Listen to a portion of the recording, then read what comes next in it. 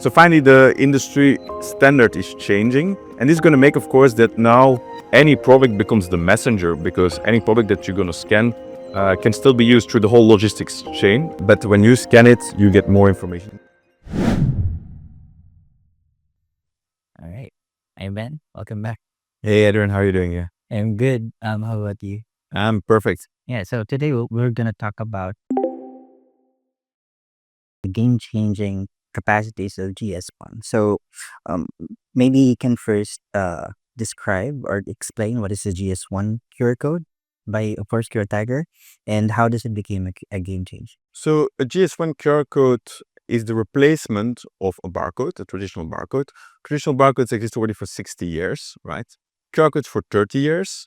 But the GS1 QR code is not the same as the typical QR code, right? So what's the main difference here?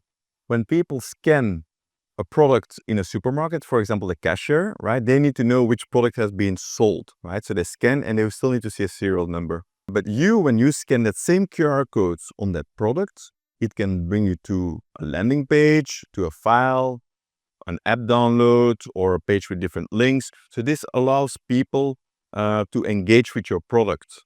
And this, I think, it was the benefit that QR codes already had a long time, right? And barcodes don't have that benefit. So finally, the industry standard is changing. And this is going to make, of course, that now any product becomes the messenger, because any product that you're going to scan can still be used through the whole logistics chain. And that's, I think, what is really helpful, because now a QR code serves two purposes: logistics in one side, but also the marketing part, commercial part, but as well the information part, right? So where it can really tell people something. So this is something that I believe is great for the industry, will definitely create a lot of added value and also added sales, right? Because suddenly people can engage with your product, they can know more about your product, and this is going to happen worldwide. GS1 is not just something that happens in one country first or another country. This is straight away a standard that starts to come for the whole world, right? So that can be that a product is produced in Germany and somebody will consume that product in Brazil, right? And they will have an experience with their product in that place, right? You mentioned a lot of benefits, and then probably most of the people can maximize that. But can you explain probably to our viewers what is Sunrise 2027?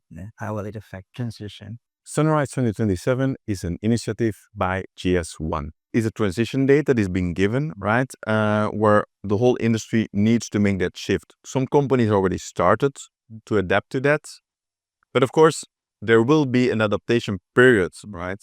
That's why also in the QR codes of QR Tiger, you can overlay still the barcode, because we understand that probably some places people will still not have the right scanners ready to scan a QR code. Or we also allow you to put a serial number under the barcode, under the QR code, so that you can still type it manually. And that is the thing that right now GS1 is, as the organization itself, is pushing worldwide to make sure that everybody get ready by 2027.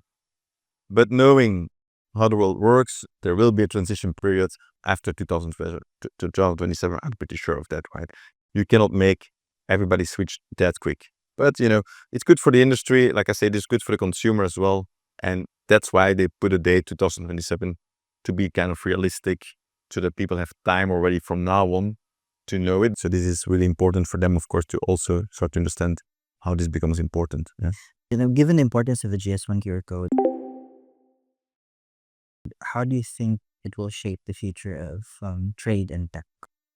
Well, like I say, barcodes took 60 years that they were in use, more. Now it becomes QR codes, GS1 QR code. I see a lot of opportunities how suddenly products going to come to a total different level of engagement, because we also can think where technology will keep developing.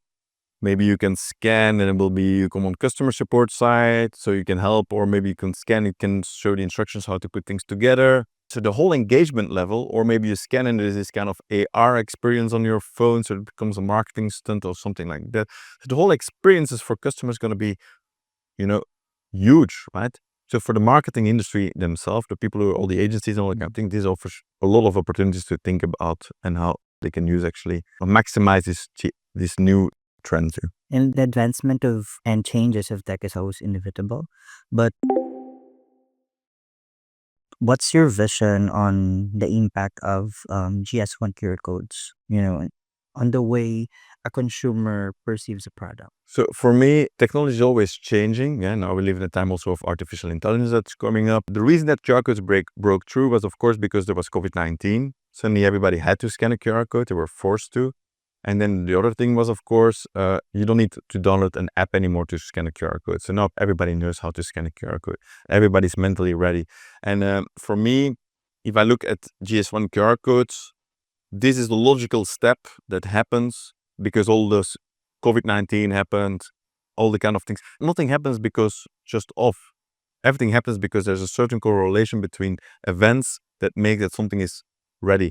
And of course, like I said, the experience for customers will be huge for GS1 QR codes because now I think a lot of people are used to scan QR codes. For example, one of our customers, that was like a milk bottle, very simple solution. You scan it and then you could see a drawing and you could make a drawing of something. So it was for children, right? So there was something as easy as that. But suddenly that milk bottle becomes an activity. You suddenly scan it and it tells you to do something and you can project something or do something and it makes you engage and do something. And that's, I think, where products have a lot of opportunity for brands to build better branding, but also, of course, to have more sales and to, of course, create more loyalty under their customers, right? Or introduce new products. It just has an array of possibilities that we cannot think of yet.